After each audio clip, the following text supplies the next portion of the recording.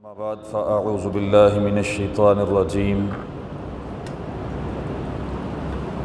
بسم الله الرحمن الرحيم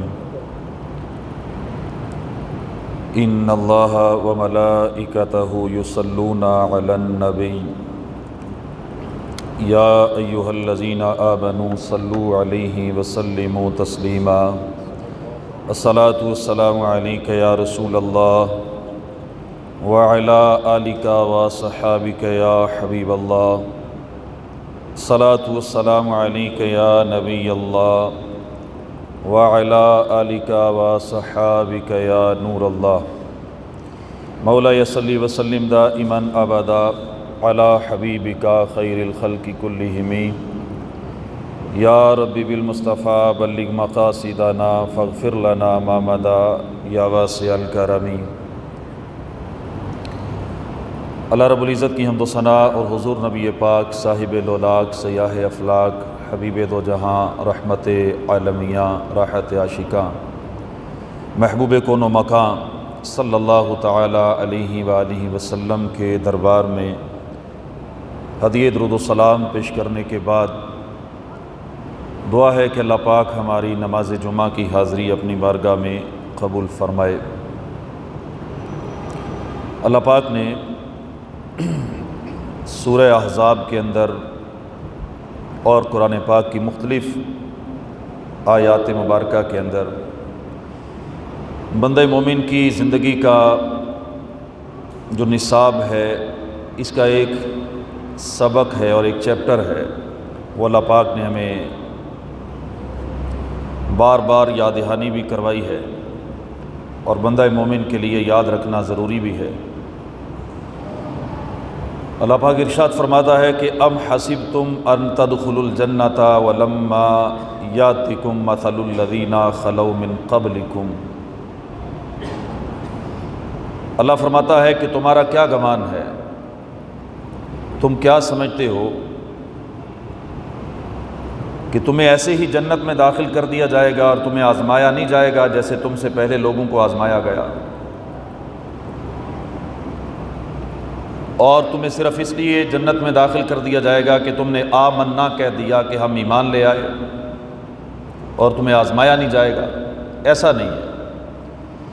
مفہوم مخالف یہ ہے کہ تمہیں آزمایا بھی جائے گا، تکالیف بھی آئیں گی، پریشانیاں بھی آئیں گی، اور تمہاری زندگی میں طرح طرح کی آزمائشیں بھی آئیں گی، اور جو بندہ اللہ کی بارگاہ میں جتنا زیادہ مقبول اور قریبی ہوگا اس کی زندگی میں آزمائشیں بھی اسی قدر بڑی بڑی آئیں گی۔ جتنا اللہ جس کو جتنا قرب دے گا، جتنا اللہ پاک مقبولیت دے گا، اور جتنا کوئی اللہ کی محبت میں پکا اور سچا ہوتا جائے گا نا، اللہ اسے اتنا ہی آزمائے گا اور آزمائشوں میں ڈالے گا۔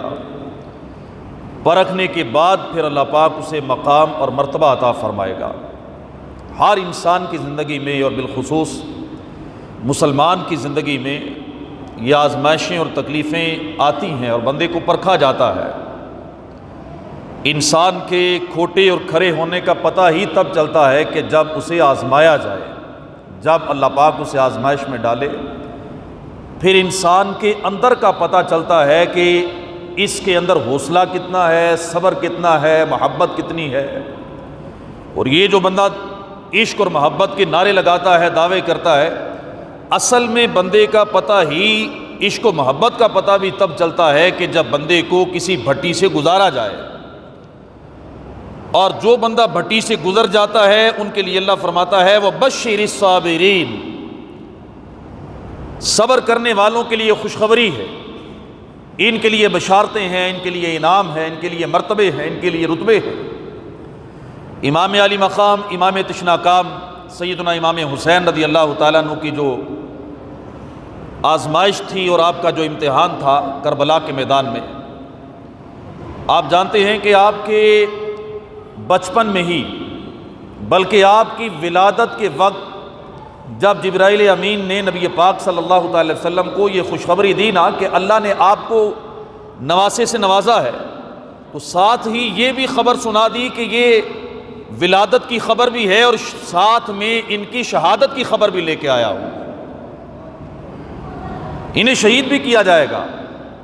اور روایتوں میں لکھا ہے کہ کربلا کی مٹی بھی نبی کریم صلی اللہ علیہ وسلم کی بارگاہ میں پیش کی گئی کہ یہ وہ مٹی ہے جس پر آپ کے نواسے کا خون بہایا جائے گا۔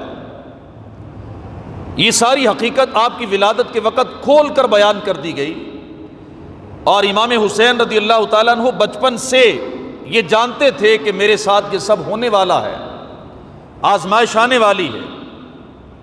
اور آپ کی جرت، آپ کی بہادری، آپ کا جو تقوی اور پرہیزگاری تھے، اور آپ کی جو کمال کی محبت تھی اللہ رب العزت کی ذات سے، اور آپ کا جو وقار، اور آپ کی جو جواں مردی، اور آپ کی جو شجاعت تھی، یہ ساری چیزیں نبی کریم صلی اللہ تعالی وسلم نے خود حضرت امام حسین رضی اللہ تعالیٰ عنہ کی سیرت مبارکہ میں شامل فرمائی، تربیت فرمائی، سکھایا، بتایا، یاد کروایا، اور اس امتحان کی تیاری کروائی۔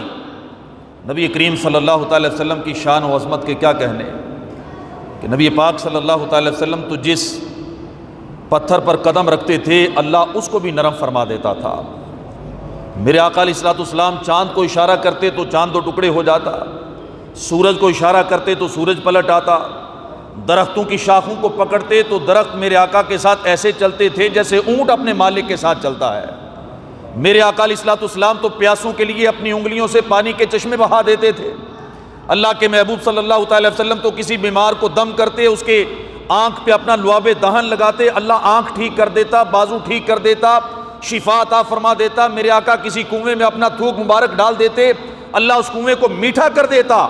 میرے آقا علیہ الصلوۃ والسلام کے بالوں میں اللہ نے شفا رکھی، میرے آقا کے لباس میں اللہ نے شفا رکھی، میرے آقا کے لعاب دہن میں اللہ نے شفا رکھی، میرے آقا کی آنکھ کے اشارے پہ، آنکھ کا اشارہ تو بعد کی بات ہے، میرے آقا کے دل میں خیال آ جائے تو اللہ پاک تو مسلمانوں کا قبلہ تبدیل فرما دیتا تھا۔ اتنی بلند و بالا شان ہے، اتنی عرفہ شان ہے، اتنی شانوں کے مالک ہیں۔ اور نواسا حضرت امام حسین رضی اللہ تعالیٰ عنہ کربلا میں شہید ہو گئے۔ قرآن مجید میں آپ نے پڑھا نہیں کہ سورہ کہف کے اندر 16ویں پارے میں آپ جب واقعہ پڑھتے ہیں حضرت موسیٰ علیہ السلام اور حضرت خضر علیہ السلام کا، تو خضر علیہ السلام نے بستی کے اندر، وہ بستی کے جس میں یہ دونوں انبیاء کرام گئے، بستی والوں نے مہمان نوازی بھی نہیں کی، اچھا سلوک بھی نہیں کیا، اور جب باہر نکل رہے تھے تو ایک دیوار گر رہی تھی، آپ نے حضرت خضر علیہ السلام نے دیوار کو سیدھا کر دیا۔ حضرت موسیٰ علیہ السلام نے سوال کیا کہ آپ نے اس دیوار کو سیدھا کیوں کر دیا؟ ان بستی والوں نے ہمارے ساتھ اچھا سلوک نہیں کیا، دیوار سیدھا کرنے کی مزدوری لے لیتے۔ تو آپ نے جواب میں یہ ارشاد فرمایا کہ یہ دیوار 2 بچوں کی ہے، بچے یتیم ہیں، دیوار کے نیچے خزانہ ہے، اگر دیوار گر گئی خزانہ لوگوں کے ہاتھ میں لگ جائے گا، بچوں کے پاس نہیں آئے گا، میں نے بچوں کی امانت کی حفاظت کے لیے دیوار کو سیدھا کر دیا۔ اور آگے فرمایا وَكَانَ أَبُوهُمَا صَالِحًا، میں نے دیوار کو اس لیے سیدھا کیا ہے کہ ان کا باپ بڑا نیک آدمی تھا، اور تفسیر کے اندر لکھا ہے کہ ان کا باپ نہیں، دادا نہیں، پردادا نہیں، 10ویں پشت میں جا کے کوئی پردادا تھا، وہ نیک تھا، اللہ کا ولی تھا۔ اس اللہ کے ولی کی ولایت اور اس کی نیکی کا صدقہ اللہ نے 10ویں پشت میں آ کے نواسوں کو بھی عطا فرمایا۔ تو سوال یہ پیدا ہوتا ہے کہ اگر ایک ولی اللہ کی بارگاہ میں مقبول ہو جائے، اللہ اس کی نیکی کا صلہ اور نیکی کی برکت 10ویں پشت میں بھی عطا فرماتا ہے، تو یہ کیسے ہو گیا کہ میرے آقا علیہ الصلوۃ والسلام اللہ کی بارگاہ میں ساری کائنات میں سب سے زیادہ مقبول بھی ہیں، شانیں بھی بڑی عرفہ والا ہے، لیکن آپ کے نواسے ہیں، وہ نواسے کہ جن کو نبی پاک صلی اللہ تعالی وسلم نے اپنی زبان چسوائی، وہ نواسے کہ جن کے لیے پیارے آقا علیہ الصلوۃ والسلام نے خطبہ بھی ادھورا چھوڑا، وہ نواسے جن کے لیے میرے آقا ممبر چھوڑ کے نیچے تشریف لے آئے، وہ نواسے کہ جن کے بارے میں صحابہ کہتے ہیں کہ ہم نے دیکھا میرے آقا نماز پڑھ رہے ہیں اور حسنین کریمین میرے آقا علیہ الصلوۃ والسلام جب سجدے میں جاتے ہیں، امام حسین میرے آقا کی پشت مبارک پہ سوار ہو جاتے ہیں، میرے آقا علیہ الصلوۃ والسلام سجدے سے جب اٹھتے ہیں بڑے پیار کے ساتھ حضرت امام حسین کو زمین پہ بٹھاتے ہیں، پھر سجدے میں جاتے ہیں، اور امام حسین رضی اللہ تعالیٰ عنہ پھر میرے آقا کی پشت پہ سوار ہو جاتے ہیں۔ پوری نماز میں جتنے بھی سجدے کیے میرے آقا علیہ الصلوۃ والسلام نے ایسے ہی نماز مکمل فرمائی. اتنا لاڈ ہے، اتنا پیار ہے. اور نبی کریم صلی اللہ تعالی وسلم حضرت امام حسین رضی اللہ تعالیٰ عنہ سے اتنا پیار کرتے تھے، اتنی محبت کرتے تھے کہ آپ نے یہاں تک ارشاد فرما دیا کہ جو میرے ان نواسوں سے پیار کرے گا وہ مجھ سے پیار کرے گا، اور جو ان سے بغض رکھے گا وہ مجھ سے بغض رکھے گا. لیکن پھر بھی کربلا کے میدان میں امتحان بھی ہوا، شہادت بھی ہوئی، خاندان بھی شہید ہوا. امام حسین رضی اللہ تعالیٰ عنہ کی سیرت سے یہ چیز سیکھنے کو ملتی ہے. آپ نے کربلا کے میدان میں جو شہادت پیش کی ہے نا، یہ مجبوری میں نہیں تھی، یہ بے بسی میں نہیں تھی، یہ لاچاری میں نہیں تھی، یہ لٹنے والا معاملہ نہیں تھا. امام حسین رضی اللہ تعالیٰ عنہ کربلا کے میدان میں جب شہادت کے لیے گئے تب بھی آپ کی زبان پہ یہی تھا. جس رات آپ نے شہید ہونا تھا شہادت سے پہلے ایک رات، تب بھی آپ کی زبان پہ یہی تھا. اور جب آپ کی شہادت ہو رہی تھی تب بھی آپ نے خون اپنے ہاتھوں میں لے کے آسمان کی طرف اچھالا اور اللہ کی بارگاہ میں عرض کی کہ پروردگار، حسین تیرے فیصلوں پر راضی ہے. میں جانتا ہوں کہ تو نے فیصلہ فرما لیا، تیرے فیصلے پہ حسین نے اپنا کنبہ بھی لٹا دیا، اپنی جان بھی قربان کر دی ہے. میں راضی ہوں، اے پروردگار تو بھی راضی ہو جانا. یہ رضا ہے حضرت امام حسین رضی اللہ تعالیٰ عنہ کی. وہ بھی شعر پڑھ رہے تھے نا کہ ترسے حسین آپ کو، میں یہ کہوں تو بے ادب، کہ میں یہ کہوں کہ امام حسین پانی کے لیے ترسے ہیں تو یہ بے ادبی ہے. میرے آقا امام حسین پانی کے لیے ترس رہے ہیں، میرے آقا امام حسین فرات کے لیے ترس رہے ہیں؟ نہیں نہیں، امام حسین رضی اللہ تعالیٰ عنہ فرات کے لیے نہیں ترسے، پانی کے لیے نہیں ترسے. پانی امام حسین کے لبوں کے لیے ترس رہا تھا. فرات آپ کا اشارہ مانگ رہا تھا، کربلا کی زمین آپ کی ایڑی کی ٹھوکر مانگ رہی تھی. لیکن امام حسین رضی اللہ تعالیٰ عنہ نے اللہ کی بارگاہ میں یہی عرض کیا کہ مولا تیری رضا میں بھی راضی. امتحان ہے نا، یہ امتحان پھر ایسے دیا جاتا ہے. وہ میاں صاحب فرماتے ہیں نا کہ طاقت ہندیاں زور نہیں لایا بیٹھے من رضائیں، کہ طاقت ہندیاں زور نہیں لایا بیٹھے من رضائیں. دنیا اتوں پیاسے ٹر گئے دین دنی دے سائیں، کہ جن کے صدقے اللہ پاک نے ساری دنیا کو نوازا ہے وہ دنیا سے پیاسے مجبور ہو کر نہیں گئے، بے بس ہو کر نہیں گئے، وہ اللہ کی رضا میں راضی رہتے ہوئے دنیا سے گئے.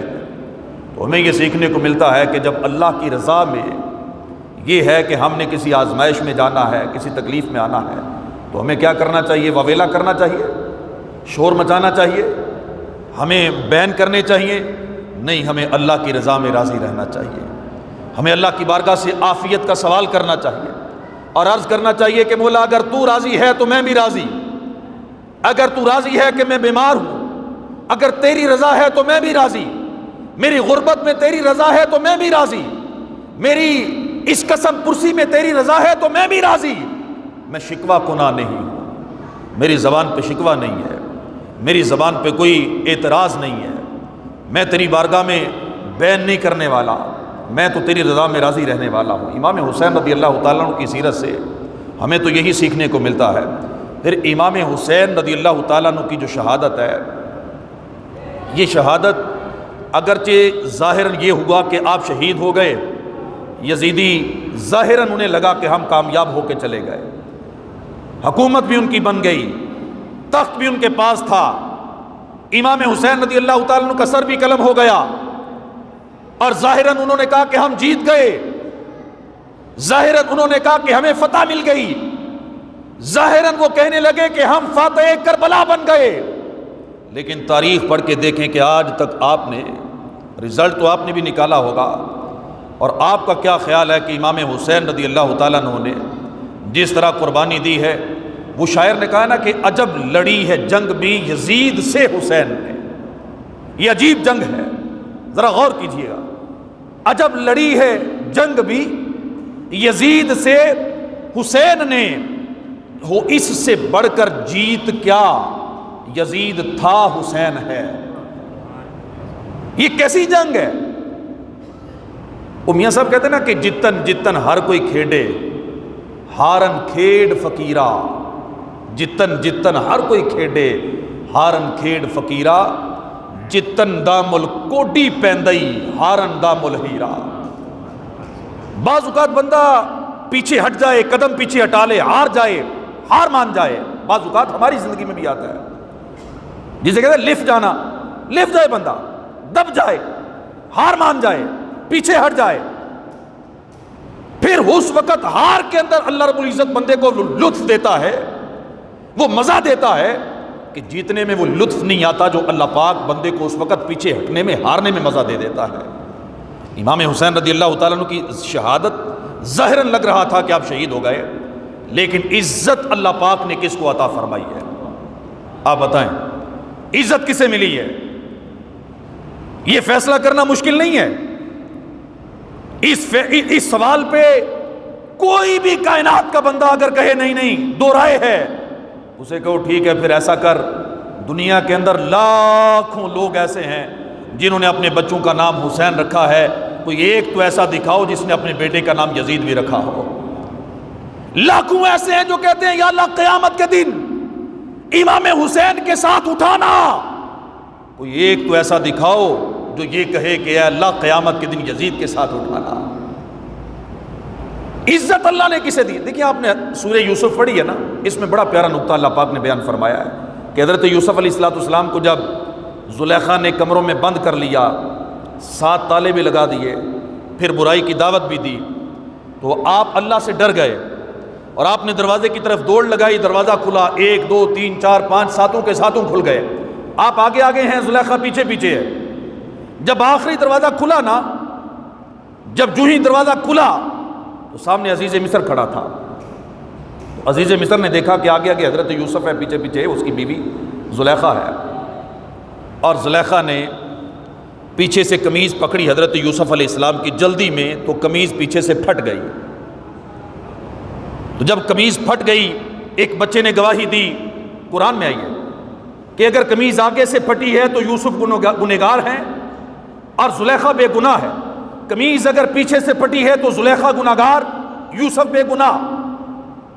عزیز مصر کو جب یہ گواہی ملی تو اس نے دیکھا قمیض پیچھے سے پھٹی تھی، تو حضرت یوسف علیہ السلام کی عزت کو اللہ پاک نے بچا لیا اور زلیخا شرمندہ ہو گئی.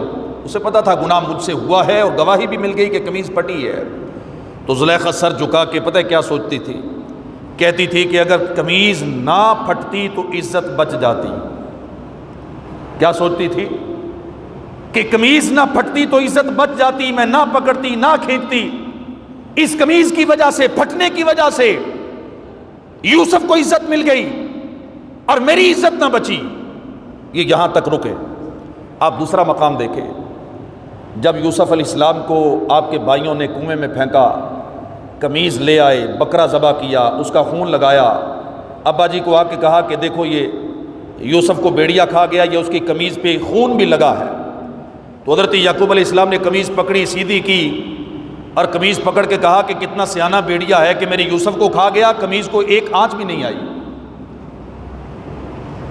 پھر آپ کے بھائی سر جھکایا اور سوچ رہے تھے کہ اگر قمیض پھٹ جاتی تو عزت بچ جاتی، یعنی قمیض نہ پھٹی تو ہم پکڑے گئے.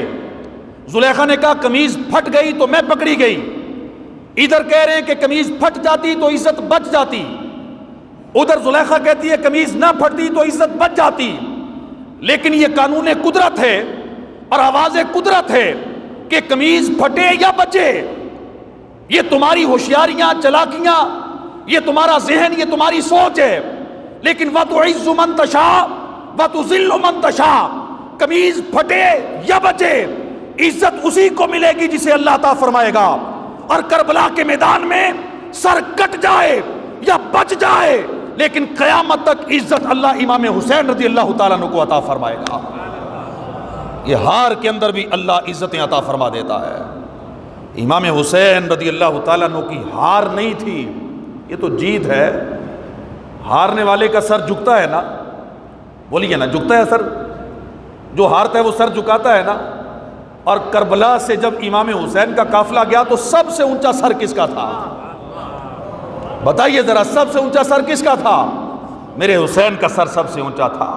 تو پتہ چلا کہ کربلا میں ہار نہیں ہوئی تھی. دیکھنے کے لیے نظر چاہیے، اللہ نے کربلا میں امام حسین کو سب سے بڑی فتح عطا فرمائی تھی. سر بھی اونچا ہے, قرآن بھی پڑھ رہے ہیں, عزت بھی اللہ نے عطا فرمائی, قیامت تک کے لیے سرخرو بھی کیا. اس لیے ہم کہتے ہیں کہ فرات کے لیے امام حسین نہیں ترسے تھے, فرات امام حسین کا اشارہ مانگ رہا تھا.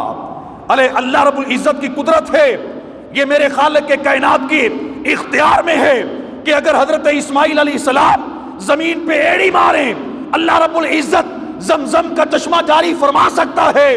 امام حسین اگر کربلا کی زمین پہ ایڑی مار دیتے, اللہ زمین سے چشمے, ایک چشمہ کیا خالق کے کائنات ہزاروں چشمے جاری فرما دیتا.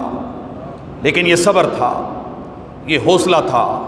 امام حسین رضی اللہ تعالیٰ عنہ شہید بھی ہوئے, لیکن عزت, جواں مردی, صبر, حوصلہ, غیرت اور پوری شجاعت اور بہادری کے ساتھ اپنا سر اللہ کی بارگاہ میں پیش کیا تھا. دین کے نام پہ, ایمان کے نام پہ اللہ کی بارگاہ میں پیش کرنے کے لیے جب بندے کو بلایا جائے نا, جب آواز آئے, پھر بندہ ڈر ڈر کے نہیں بلکہ اللہ کی بارگاہ میں جواں مردی کے ساتھ اپنا آپ پیش کرے, اپنا مال پیش کرے, جو اللہ رب العزت کا دین ہم سے طلب کرے. امام حسین رضی اللہ تعالیٰ عنہ کی شان میں ایک بڑی پیاری حدیث پاک میں آپ کے گوش گزار کرتا ہوں. یعلا بن مرہ رضی اللہ تعالیٰ عنہ اس حدیث کی روایت کرنے والے ہیں. کہتے ہیں کہ ایک دن اللہ کے نبی صلی اللہ تعالیٰ علیہ وآلہ وسلم اپنے صحابہ کرام کے ساتھ تشریف فرما تھے. تو نبی پاک صلی اللہ تعالیٰ علیہ وآلہ وسلم نے صحابہ کرام کو ساتھ لیا اور میرے آقا علیہ الصلوۃ والسلام کسی جگہ دعوت کے لیے جانے لگے, تو صحابہ بھی ساتھ تھے. تو جب اپنے دولت خانے سے نکلے تو راستے میں دیکھا کہ بچے کھیل رہے تھے اور بچوں میں امام حسین بھی کھیل رہے تھے بچوں کے ساتھ, ننھی سی عمر تھی. تو میرے آقا علیہ الصلوۃ والسلام کی حضرت امام حسین سے محبت دیکھیں کیسی ہے, پیار دیکھیں کیسا ہے. میرے آقا نے صحابہ کو وہیں چھوڑا, جا کے جہاں بچے کھیل رہے تھے میرے آقا نے بازو کھول لیے, جیسے باپ اپنے بیٹے کو دیکھ کے بازو کھولتا ہے نا کہ بیٹا آ کے میرے سینے سے لگ جائے. میرے آقا نے اپنے بازو کھولے حضرت امام حسین رضی اللہ تعالیٰ عنہ کے لیے. لیکن بیٹے کو پتا ہے کہ ابا جی کی محبت کیسی ہے. حضرت امام حسین رضی اللہ تعالیٰ عنہ نے ادھر آنے کی بجائے, میرے آقا کے سینے سے لگنے کی بجائے آپ دوڑ گئے کہ بچہ یہ چاہتا ہے کہ اب ابا جی میرے پیچھے پیچھے آئیں, مجھے پکڑیں. اسی طرح کا ماحول حضرت امام حسین نے بنایا, آپ دوڑ گئے. میرے آقا علیہ الصلوۃ والسلام بھی حضرت امام حسین رضی اللہ تعالیٰ عنہ کے پیچھے آگے آگے حضرت امام حسین ہیں, ہنستے مسکراتے ہیں. میرے آقا انہیں خوش کر رہے ہیں.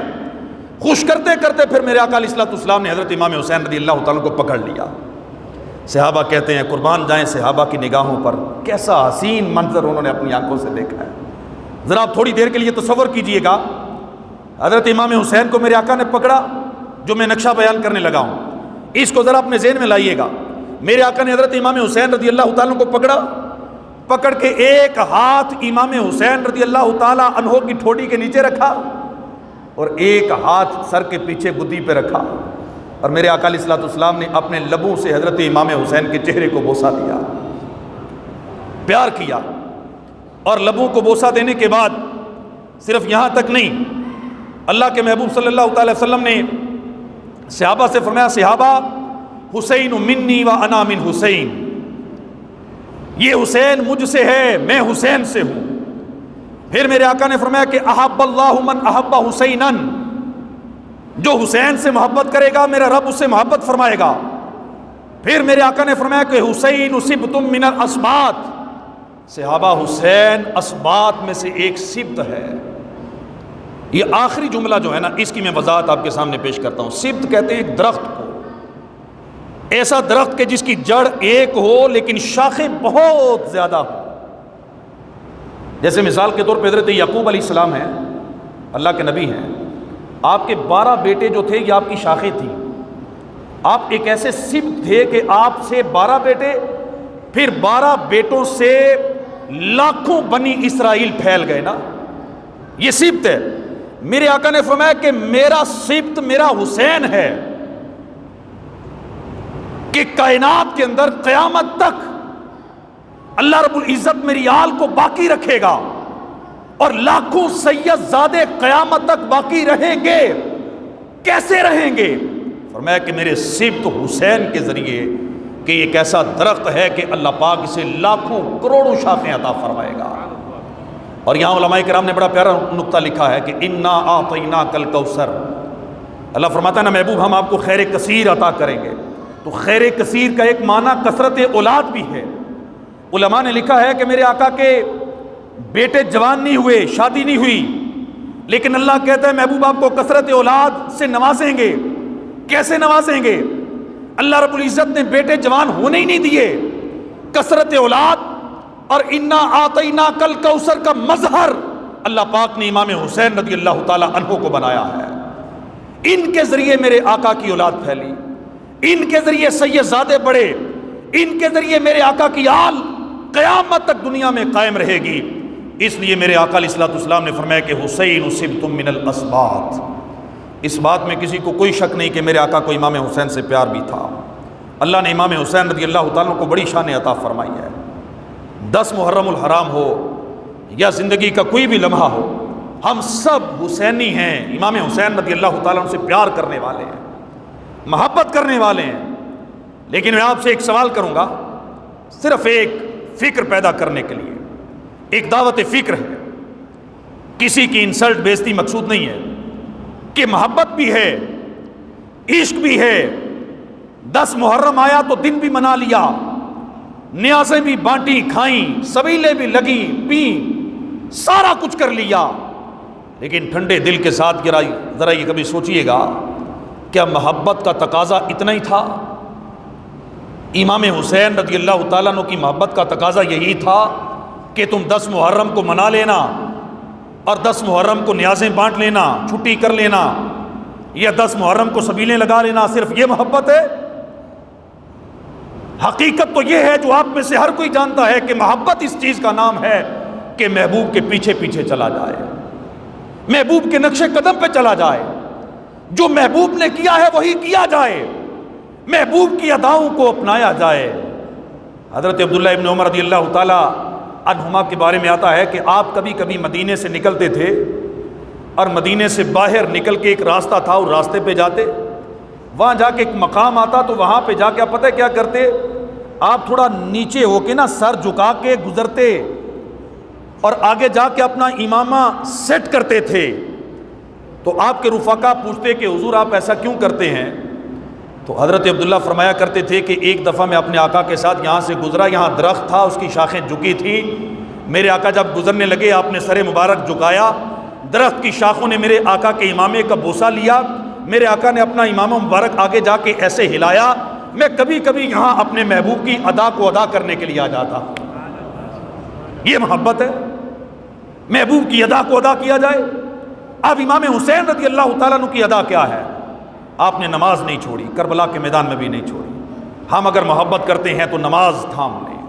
آپ نے قرآن کی تلاوت نہیں چھوڑی، اگر ہم محبت میں سچے ہیں تو قرآن کی تلاوت کریں۔